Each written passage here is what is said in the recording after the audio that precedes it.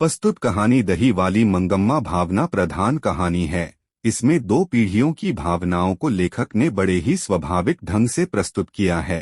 कहानी एक दही बेचने वाली की है जो परिवार में सब पर अपनी धाक जमाना चाहती है, जबकि बहू अपने अधिकार का त्याग करना अपना अपमान समझती है। कहानी का आरंभ दही वाली मंगम्मा के दही बेचने से होता है। मंगम्मा अवलूर के समीप वेंकटपुर की रहने वाली थी और रोज दही बेचने बंगलूर आती थी। वह आते जाते मेरे पास बैठती और अपनी बातें करती थी।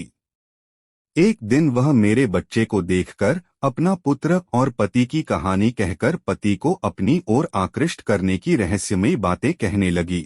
आदमी को अपने वश में रखने का 3-4 अपना अनुभवपूर्ण गुर भी बताया। 15 दिन बाद मंगम्मा आई और रोती हुई अपना गृहकलह तथा बेटाबू से अलग होने की दुखद कहानी सुनाई। इस प्रकार बेटे बहू से विरक्त होकर अपने जोड़े हुए पैसे को अपने सास श्रृंगार पर खर्च करने लगी। इससे वह कुछ लोगों के आलोचना के पात्र भी बन गई।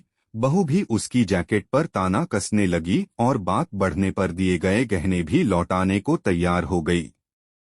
झगड़े का कारण तो पोते की पिटाई थी, लेकिन मूल रूप में सास बहू की अधिकार संबंधी ईर्ष्या थी। औरत को अकेली जानकर कुछ लोग उसके धन और प्रतिष्ठा पर भी आंखें उठाते थे।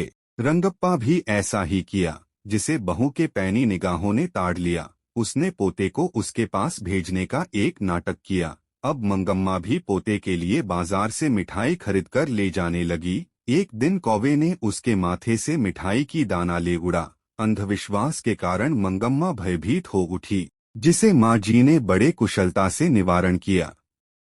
बहू के द्वारा नाटकीय ढंग से पोते को दादी के पास भेजने का बहू का मंत्र बड़ा कारगर हुआ। दूरी बढ़ने से भी प्रेम बढ़ता है, मानसिक तनाव घटता है। हुआ भी ऐसा ही। मंगम्मा को भी बहू में सौहार्द, बेटे और पोते में स्नेह नजर आने लगी। बड़े बूढ़ों ने भी समझाया।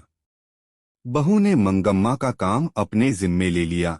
एक दिन दही बेचने के क्रम में नंजम्मा बहू आई और मुझे सारी बातें बताई। उसने परिवार का जमा पैसा लूट जाने के भय के कारण बहू बड़ी कुशलता से पुनः परिवार में शांति स्थापित कर लिया और फिर पहले की तरह रहने लगी। अंत में लेखक इस निष्कर्ष पर पहुंचता है कि सास और बहू में स्वतंत्रता की होड़ लगी है। उसमें माँ बेटे और पति पत्नी है। माँ बेटे पर से अपना अधिकार नहीं छोड़ना चाहती है तो बहू पति पर अपना अधिकार जमाना चाहती है। यह सारे संसार का ही किस्सा है।